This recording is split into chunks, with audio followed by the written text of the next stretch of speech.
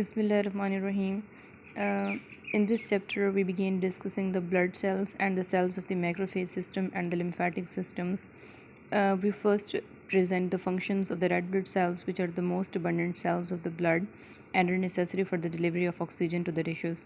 सो red blood sales जिनका दूसरा नाम एरिथ्रियोसाइट्स है, इस चैप्टर के अंदर हम देखेंगे कि बेसिकली इनके फंक्शंस क्या हैं, किस तरह से ये ट्रांसपोर्ट ऑफ द ऑक्सीजन में हेल्प आउट करता है और इसकी शेप में किस तरह की वेरिएशंस आती हैं, और मॉर्फोलॉजी देखेंगे रेड ब्लड सेल्स की और इसकी बेसिक फंक्शनिंग को स्टडी करेंगे, जो कि हमारी बॉडी के लिए बहुत इंपॉर्टेंट है. So a major function of the RBCs also known as erythrocytes is to transport haemoglobin. तो रेड ब्लड सेल्स का, जिनको आप एरिथ्रियोसाइट्स भी कहते हैं, इनका सबसे इंपॉर्टेंट काम ये होता है कि इन्होंने ट्रांसपोर्ट करनी है हीमोग्लोबिन की.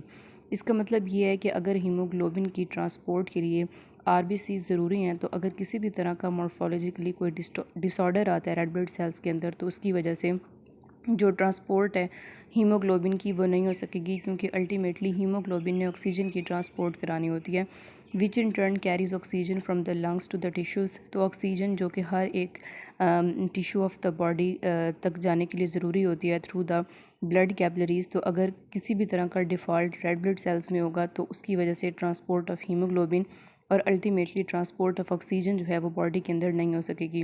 कुछ एनिमल्स के अंदर हीमोग्लोबिन सर्कुलेट करता है फ्री प्रोटीन की सूरत में, वैसे रेड ब्लड सेल्स के अंदर होता है, लेकिन सर्टेन केसेस में ये होता है कि जो हीमोग्लोबिन है it circulates as free protein in the plasma and is not enclosed in RBCs. When it is present in the plasma of the human being, about 3% of it leaks through the capillary membrane into the tissue spaces or through the glomerular membrane of the kidney into the glomerular filtrate each time the blood passes through the capillaries.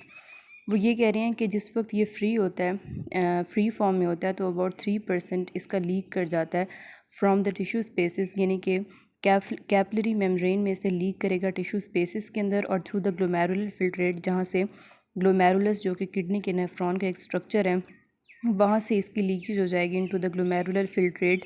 जितनी दफ़ा उन capillaries के अंदर से, यानी कि जो glomerulus के अंदर की कैपिलरीज़ है, जब जब वहाँ से ब्लड फ्लो करेगा तो वहाँ से हीमोग्लोबिन की लीकेज होगी, अगर वो फ्री स्टेट में पड़ा हुआ है. Therefore haemoglobin must remain inside RBCs to effectively transport its function in, अपना फंक्शन परफॉर्म करना कि उसने ऑक्सीजन की ट्रांसपोर्ट करनी है, तो उसकी प्रॉपर ट्रांसपोर्ट के लिए उसका with in red blood sales होना ज़रूरी है.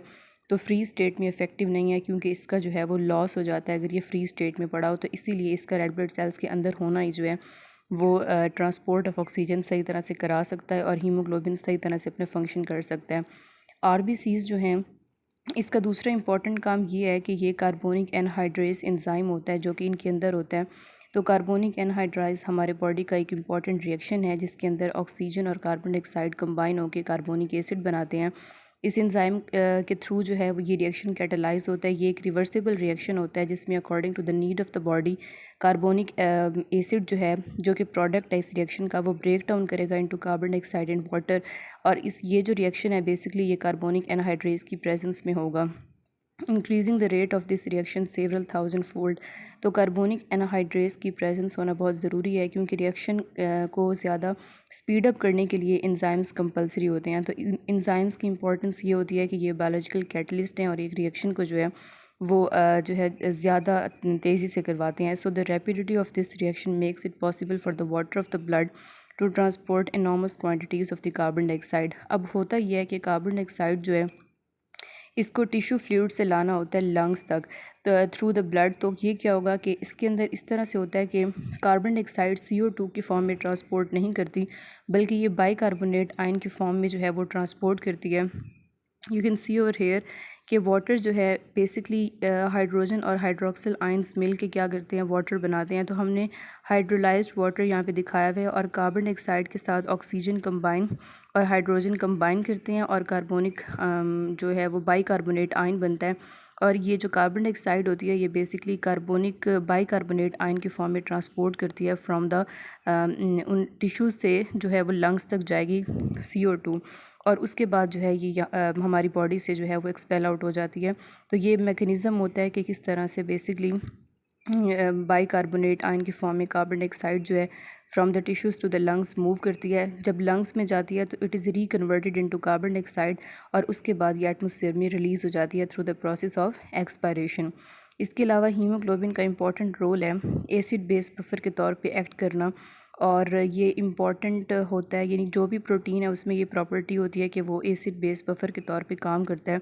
इसीलिए red blood cells are responsible for most of the acid base buffering power of the whole blood जो है उसमें इम्पॉर्टेंट रोल प्ले करते हैं। जितने भी प्रोटीन्स हैं वो इस वजह से बफर के तौर पे एक्ट करते हैं, because proteins are made up of the amino acids that contain positively charge amino groups and the negatively charged carboxylic groups. The charged regions of these molecules can bind hydrogen and hydroxyl ions, thus function as buffer. तो ये किस तरह से basically haemoglobin जो कि एक protein है वो किस तरह से एक्ट करता है transfer for the acid base buffer. तो उसकी रीज़न ये है कि प्रोटीन के अंदर अमाइनो एसिड्स होते हैं जहाँ पे नेगेटिवली चार्ज ग्रुप भी पड़ा हुआ है और पॉजिटिवली चार्ज ग्रुप भी, और ये जो चार्ज रीजन्स हैं ये हाइड्रोजन और हाइड्रोक्सिल आयंस के साथ बाइंड होने की एबिलिटी रखते हैं। इस वजह से हम कहते हैं कि जो प्रोटीन्स होते हैं they have the ability to act as the acid base buffers. So that was all about the erythrocytes और उनके फंक्शंस जो हैं कौन कौन से हैं और इनकी इम्पोर्टेंस क्या है।